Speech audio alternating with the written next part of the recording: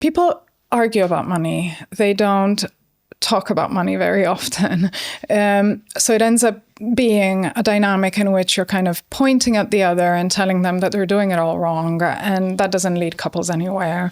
What's more helpful is try to help the other person understand why they're doing what they're doing. You know, do you see what you're doing? Do you see the cost of it? Where do you think it's coming from? Why do you think you behave in this way?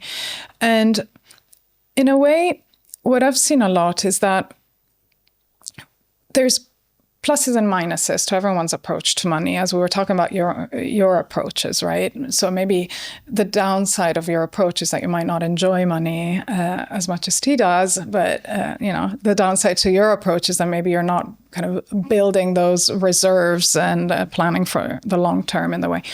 And what ends up happening in relationships is that we point at the negative thing of one person's behavior without acknowledging that there is a downside to our own as well. And so I think getting into a place in which we're both talking about there's pros and cons, but let's try to find a compromise in which our approaches become complementary instead of thinking of ourselves as incompatible when it comes to money. I think it's helpful.